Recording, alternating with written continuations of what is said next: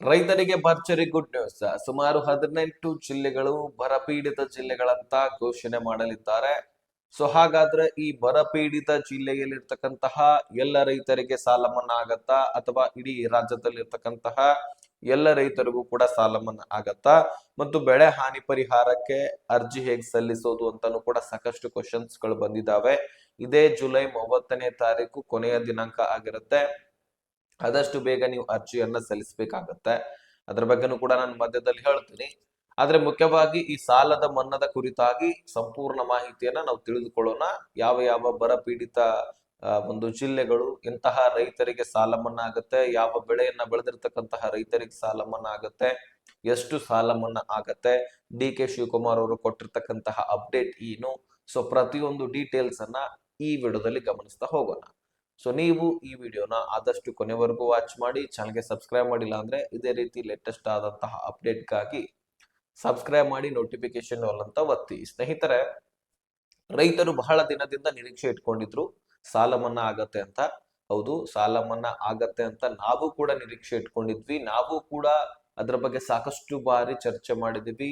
Social ಮೀಡಿಯಾದಲ್ಲಿ ಎಲ್ಲಾ ಕಡೆನೂ ಕೂಡ ನೀವು ಗಮನಿಸಬಹುದು ಇದ್ರ ಬಗ್ಗೆ ಚರ್ಚೆ ಆಯಿತು. ಜೊತೆಗೆ ರೈತ ಪರ ಸಂಘಟನೆಗಳು ಕೂಡ ಇದ್ರ ಬಗ್ಗೆ ಚರ್ಚೆ ಮಾಡಿ ಆದಷ್ಟು ಡಿ.ಕೆ. ಶಿವಕುಮಾರ್ ಅವರ ಗಮನಕ್ಕೆ ತರಲಿಕ್ಕೆ ಪ್ರಯತ್ನಗಳನ್ನ ಮಾಡ್ತಾ ಇದ್ರು. ಆದ್ರೆ ಇದು ಡಿ.ಕೆ. ಶಿವಕುಮಾರ್ ಅವರಿಗೆ ಆಲ್ರೆಡಿ ಗೊತ್ತಿತ್ತು, ಇದ್ರ ಬಗ್ಗೆ ರೈತರು ಕೇಳ್ತಾ ಇದ್ದಾರೆ, ಬೇಡಿಕೆ ಇದೆ ಅಂತ. ಯಾಕಂದ್ರೆ ಮಹಾರಾಷ್ಟ್ರದಲ್ಲಿ ಸಾಲ ಮನ್ನಾ ಆಗಿತ್ತು, ಜೊತೆಗೆ ಈ ತಮಿಳುನಾಡಿನಲ್ಲಿ ಕೂಡ 50,000 ಪ್ರತಿಯೊಬ್ಬ ರೈತರಿಗೆ ಸಾಲ ಮನ್ನಾ ಆಯಿತು. ಇದಕ್ಕಾಗಿ ನಮ್ಮ ರಾಜ್ಯದ ರೈತರಿಗೂ ಕೂಡ ಸರ್ಕಾರ ಏನಾದ್ರೂ ಕೊಡುಗೆ ಕೊಡಬೇಕು. ಬರೀ ಗ್ಯಾರಂಟಿ ಯೋಜನೆಗಳಂದ್ರೆ ಆಗೋದಿಲ್ಲ, ನಮಗೆ ಸಾಲ ಮನ್ನಾ ಆಗಬೇಕು ಅನ್ನುವಂತಹ ಬೇಡಿಕೆಗಳನ್ನ ನಮ್ಮ ರಾಜ್ಯದ ರೈತರು ಕೂಡ ಇಟ್ಟಿದ್ರು. ಇದರ ಬಗ್ಗೆ ಸಾಕಷ್ಟು ಚರ್ಚೆ ಆಗತ್ತೆ. ನಾವು ಕೂಡ ನಮ್ಮ ಚಾನೆಲ್ ಅಲ್ಲಿ ಚರ್ಚೆ ಮಾಡಿದೀವಿ. ಡಿ.ಕೆ. ಶಿವಕುಮಾರ್ ಅವರು ಅಪ್ಡೇಟ್ ಕೊಡೋಕ್ಕಿಂತ ಮುಂಚಿತವಾಗಿನೂ ಕೂಡ ಸಾಲ ಮನ್ನಾ ಆಗಬೇಕಂತ ಹೇಳಿದ್ವಿ. ಈಗಲೂ ಕೂಡ ಅದೇ ಹೇಳ್ತಾ ಇದೀವಿ. ಹೌದು ಸ್ನೇಹಿತರೆ, ಸಾಲ ಮನ್ನಾ ಆಗಬೇಕು. ರೈತರಿಗೋಸ್ಕರ ಸರ್ಕಾರ ಅಷ್ಟೊಂದು ಹೇಳ್ಕೊಳ್ಳುವ ಹಾಗೆ ಏನ್ ಬೆನಿಫಿಟ್ಸ್ ಕೊಟ್ಟಿಲ್ಲ. ಅದಕ್ಕಾಗಿ ಸಾಲ ಮನ್ನಾ ಆದ್ರೂ ಮಾಡಿದ್ರೆ ಒಂಥರ ಅವ್ರಿಗೆ ಹೆಲ್ಪ್ ಆದ್ರೂ ಆಗತ್ತೆ. ಯಾಕಂದ್ರೆ ಹೋದ ವರ್ಷ 4ರಿಂದ 5% ಮಳೆ ಆಯ್ತು. ಇದರಿಂದ ರೈತ ಬೆಳೆದಿರ್ತಕ್ಕಂತಹ ಬೆಳೆ ಹಾನಿ ಆಯ್ತು. ಯಾಕಂದ್ರೆ ಮಳೆ ಎಷ್ಟು ಆಗಬೇಕು ರೈತರಿಗೆ ಅಷ್ಟೇ ಆಗಬೇಕು, ಅದಕ್ಕಿಂತ ಹೆಚ್ಚಾದ್ರೂ ಸಹಿತ ನಷ್ಟವಾಗುತ್ತೆ. ಈ ಕಡೆ ಎಷ್ಟು ಮಳೆ ಆಗಬೇಕು ಅಷ್ಟು ಆಗಲಿಲ್ಲ ಅಂದ್ರೆ ಬರ ಬಿತ್ತಪ್ಪ ಅಂದ್ರೆ ಈ ಸಾರಿ ಬಿತ್ತು ನೋಡಿ ಬರ. ಈ ರೀತಿ ಏನಾದ್ರೂ ಆಗಿದ್ರೆ ಇದು ಕೂಡ ತೊಂದರೆನೆ. ಸೊ ಹೀಗಾಗಿ ಕೆಲವೊಂದಷ್ಟು ಜಿಲ್ಲೆಗಳಲ್ಲಿ ಆಗಬೇಕಾಗಿರ್ತಕ್ಕಂತಹ ಮಳೆ ಆಗುವಂತಹ ಸಂದರ್ಭದಲ್ಲಿ ಆಗ್ಲಿಲ್ಲ. ಈಗ ಕೆಲ ದಿನಗಳ ಹಿಂದೆ ಹಿಡ್ಕೊಂಡು ಆಗ್ತಾ ಇದೆ. ಆದ್ರೆ ಯಾವಾಗ ಆಗಬೇಕಾಗಿತ್ತು ಮಳೆ ಅದು 1 ತಿಂಗಳ ನಂತರ ಆಗ್ತಾ ಇದೆ. ಇದಕ್ಕಾಗಿ ಕೆಲವೊಂದಿಷ್ಟು ಜಿಲ್ಲೆಗಳಲ್ಲಿ ಬರ ಪೀಡಿತ ಜಿಲ್ಲೆಗಳಂತಲೂ ಕೂಡ ಹೇಳಲಾಗ್ತಾ ಇದೆ. ಉದಾಹರಣೆಗೆ ಉತ್ತರ ಕರ್ನಾಟಕ ಸೈಡ್ ಎಲ್ಲ ಜಿಲ್ಲೆಗಳು ಕೂಡ ಆಲ್ಮೋಸ್ಟ್ ಮಳೆ ಪೀಡಿತ, ಬರ ಪೀಡಿತ ಅಂತಾನೆ ಹೇಳಬಹುದು. ಎಲ್ಲ ಜಿಲ್ಲೆಗಳಲ್ಲಿ ಆಲ್ಮೋಸ್ಟ್ ಮಳೆ ಆಗಿಲ್ಲ. ಇನ್ನು ಮಳೆ ಆಗಿರೋದು ದಕ್ಷಿಣ ಕನ್ನಡ ಸೈಡು, ಅಲ್ಲಿ ಕೂಡ ಶಾಲಾ ಕಾಲೇಜುಗಳನ್ನು ಮಳೆಯಿಂದಾಗಿ ರಜೆಯನ್ನ ಕೊಟ್ಟಿದ್ರು ಸಹಿತ. ಅಂದ್ರೆ ಈಗ ಇದಕ್ಕೆ ಸಾಲ ಮನ್ನಾ ಮಾಡಬೇಕು, ಇದರ ಬಗ್ಗೆ ನಾವು ಪರಿಶೀಲನೆ ಮಾಡ್ತೀವಿ ಅಂತ ಡಿ.ಕೆ. ಶಿವಕುಮಾರ್ ಅವರು ಹೇಳಿದ್ರು. ಸದ್ಯಕ್ಕೆ ಈಗಾಗಲೇ ಉತ್ತರ ಕರ್ನಾಟಕ ಸೈಡ್ ಏನೇನ್ ಬರ ಬಿದ್ದಿದೆಯಲ್ಲ, ಸೊ ಇಂತಹ ಜಿಲ್ಲೆಗಳಲ್ಲಿ ನಾವು ಪರಿಶೀಲನೆ ನಡೆಸ್ತಾ ಇದ್ದೀವಿ. ಸೊ ಜೊತೆಗೆ ಎಲ್ಲ ರಾಜ್ಯದ ಎಲ್ಲ ರೈತರಲ್ಲಿ ಕೂಡ ನಾವು ಪರಿಶೀಲನೆ ನಡೆಸ್ತೀವಿ. ಇಲ್ಲಿ ಯಾರ್ಯಾರು ಬಡವರಿದ್ದಾರೆ, ಹೆಚ್ಚಿನ ಸಾಲಗಳನ್ನ ಹೊಂದಿದ್ದಾರೆ, ಅವರಿಗೆಲ್ಲರಿಗೂ ಕೂಡ ಸಾಲ ಮನ್ನಾ ಮಾಡಬಹುದಾದಂತಹ ಸಾಧ್ಯತೆ ಇದೆ ಅಂತ. ಆದ್ರೆ ನೀವು 2 ಲಕ್ಷ ಆಗಬಹುದು ಅಥವಾ 1 ಲಕ್ಷದ ಮೇಲ್ಗಡೆ ಆಗಬಹುದು ಒಬ್ಬೊಬ್ಬರ ರೈತರಿಗೆ ಅಂತ ನಿರೀಕ್ಷೆ ಇಟ್ಟಿದ್ರೆ ಇಲ್ಲ, ಅಷ್ಟೊಂದು ಆಗೋದಿಲ್ಲ. 50,000ವರೆಗೆ ಆಗಬಹುದು ಮಾತ್ರ. 50ರಿಂದ 75,000 ಇದು ಫೈನಲ್ ಅಂತಾನೆ ಹೇಳಬಹುದು. ಅಷ್ಟರ ಒಳಗಾಗಿ ಸಾಲ ಮನ್ನಾ ಆದ್ರೂ ಆಗಬಹುದು. ಆದ್ರೆ ಡಿ.ಕೆ. ಶಿವಕುಮಾರ್ ಅವರು ಪರಿಶೀಲನೆ ಆಗಿದೆ, ಇಷ್ಟು ರೈತರಿದ್ದಾರೆ, ಇಷ್ಟು ರೈತರಿಗೆ ನಾವು ಸಾಲ ಮನ್ನಾ ಮಾಡ್ತೀವಂತ ಹೇಳಿಲ್ಲ.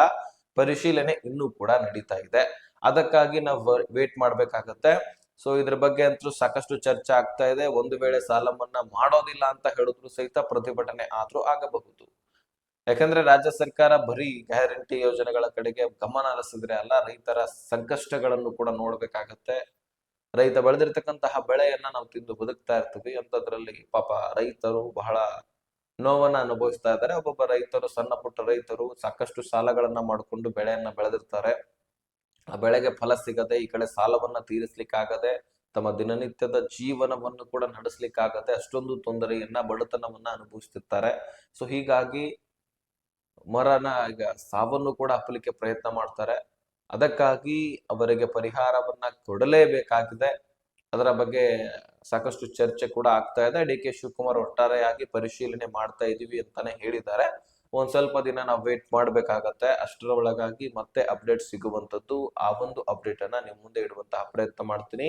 ಆದ್ರೆ ಈಗ ನಿಮಗೆ ಇನ್ನೊಂದು ಗುಡ್ ನ್ಯೂಸ್ ಏನಪ್ಪಾ ಅಂದ್ರೆ ಬೆಳೆ ಹಾನಿ ಪರಿಹಾರ ಇದು ನಿಮಗೆ ಸಿಗ್ತಾ ಇದೆ. ಸದ್ಯಕ್ಕೆ ಅರ್ಜಿ ಕೂಡ ಇನ್ನೂ ಜಾರಿಯಲ್ಲಿದೆ. ನೀವು ಅರ್ಜಿಯನ್ನ ಸಲ್ಲಿಸ್ಬಿಟ್ರೆ ನೀವು ಈ ಬೆಳೆ ಹಾನಿ ಪರಿಹಾರ ಪ್ರತಿಯೊಂದು ಹೆಕ್ಟರ್ಗೆ 30,000 ರೂಪಾಯಿಯನ್ನ ಪಡ್ಕೊಳ್ಬಹುದು. ಹೌದು ಸ್ನೇಹಿತರೆ, ನೀವು ಅರ್ಜಿಯನ್ನ ಸಲ್ಲಿಸ್ಬಿಟ್ಟು ಪ್ರತಿಯೊಂದು ಹೆಕ್ಟರ್ಗೆ 30,000 ತನಕ ದುಡ್ಡನ್ನ ಪಡ್ಕೊಳ್ಬಹುದಾಗಿರುತ್ತೆ. ಇಲ್ಲಿ ನಿಮ್ಮ ಫ್ರೂಟ್ಸ್ ಐಡಿ ಬೇಕು, ನಿಮ್ಮ ಒಂದು ಆಧಾರ್ ಕಾರ್ಡು, ಪಹಣಿ ಬೇಕು, ಜೊತೆಗೆ ನಿಮ್ಮ ಬ್ಯಾಂಕ್ ಖಾತೆಯ ವಿವರ ಬೇಕು, ನೀವು ಯಾವ ಬೆಳೆಯನ್ನ ಬೆಳೆದಿದ್ದೀರಿ ಅದರ ಬಗ್ಗೆ ಡೀಟೇಲ್ ಬೇಕು, ಮತ್ತು ನಿಮ್ಮ ಬೆಳೆ ನಾಶ ಆಗಿರ್ತಕ್ಕಂತಹ ಫೋಟೋ ಅಥವಾ ವಿಡಿಯೋಸ್ಗಳು ಬೇಕಾಗತ್ತೆ. ಇಲ್ಲಿ ಮುಖ್ಯವಾಗಿ ಏನಪ್ಪಾ ಅಂದ್ರೆ ಪಹಣಿಗೆ ಆಧಾರ್ ಕಾರ್ಡ್ ಲಿಂಕ್ ಕೂಡ ಆಗಿರಬೇಕು. ನಾನು ಪ್ರಾರಂಭದಲ್ಲಿ ಹೇಳಿದ್ನಿ, ಸಾಲ ಮನ್ನಾ ಆಗಬೇಕು ಅಂದ್ರೆ ಈ ಕೆಲಸ ಕೂಡ ಮಾಡ್ಲೇಬೇಕಾಗತ್ತೆ. ಈ ಸಾಲ ಮನ್ನಾ ನಿಮಗೆ ಮಾಡ್ಲಿಕ್ಕೆ ಸರ್ಕಾರ ಮುಂದಾಯ್ತು ಮಾಡ್ಲಿಕ್ಕತ್ತದ ಅಂತ ಅಂದ್ರೂ ಸಹಿತ ನಿಮ್ಮ ಒಂದು ಸಾಲ ಮನ್ನಾ ಆಗಬೇಕಂದ್ರೆ ಈ ಪಹಣಿಗೆ ಆಧಾರ್ ಕಾರ್ಡ್ ಲಿಂಕ್ ಆಗಿರ್ಲೇಬೇಕು. ಈ ಬೆಳೆ ಹಾನಿ ಪರಿಹಾರ ಬೇಕಂದ್ರೆ ಈ ಒಂದು ಪಹಣಿಗೆ ಆಧಾರ್ ಕಾರ್ಡ್ ಲಿಂಕ್ ಆಗಿರ್ಲೇಬೇಕು. PM ಕಿಸಾನ್ ಯೋಜನೆ ಬೇಕಂದ್ರೂ ಸಹಿತ ಈ ಒಂದು ಡಾಕ್ಯುಮೆಂಟ್ಸ್ ಲಿಂಕ್ ಆಗಿರ್ಲೇಬೇಕು. ಫಸಲ್ ಬಿಮಾ ಯೋಜನೆ, ಇನ್ನಿತರ ಸಬ್ಸಿಡಿ ಮುಖಾಂತರ ಟ್ರ್ಯಾಕ್ಟರ್ ಕೊಡೋದಾಗಿರ್ಲಿ, ಬೋರ್ವೆಲ್ ಗಳನ್ನ, ನಿಮ್ಮ ಹೊಲ ಗದ್ದೆಗಳನ್ನ ಹೊಡಿಸೋದಾಗಿರ್ಲಿ, ಇನ್ನಿತರ ಸೌಲಭ್ಯಗಳನ್ನ ರೈತರು ಪಡ್ಕೊಳ್ಬೇಕಂದ್ರೆ ಈ ಪಹಣಿಗೆ ಆಧಾರ್ ಕಾರ್ಡ್ ಲಿಂಕ್ ಆಗಿರಲೇಬೇಕು.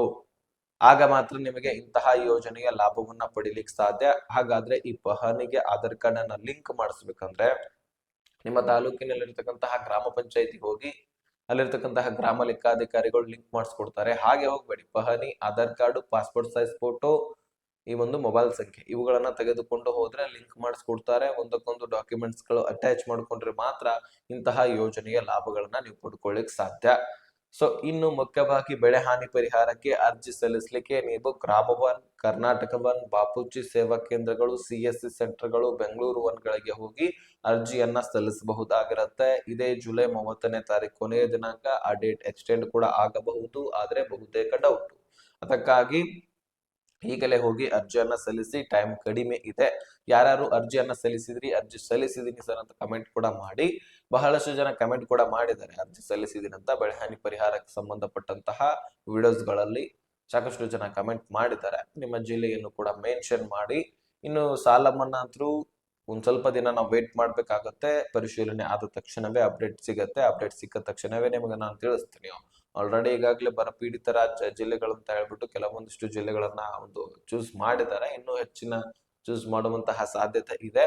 ಅದಷ್ಟೇ ಅಲ್ಲದೆ ಉಳಿದಂತಹ ರೈತರಿಗೂ ಕೂಡ ದೊಡ್ಡ ಸಾಲ ಮನ್ನಾ ಆಗತ್ತೆ. ತಲೆ ಕೆಡಿಸ್ಕೊಳ್ಬೇಡಿ, ನಾವು ವೇಟ್ ಮಾಡೋಣ. ಸಾಲ ಮನ್ನಾ ಕನ್ಫರ್ಮ್ ಮಾಹಿತಿ ಬಂದ ತಕ್ಷಣವೇ ನಿಮ್ ಮುಂದೆ ಇಡ್ತೀನಿ. ಓಕೆ, ಚಾನಲ್ಗೆ ಸಬ್ಸ್ಕ್ರೈಬ್ ಮಾಡಿ. ಈ ವಿಷಯವನ್ನು ಆದಷ್ಟು ಎಲ್ಲ ರೈತರಿಗೆ ಶೇರ್ ಮಾಡಿ.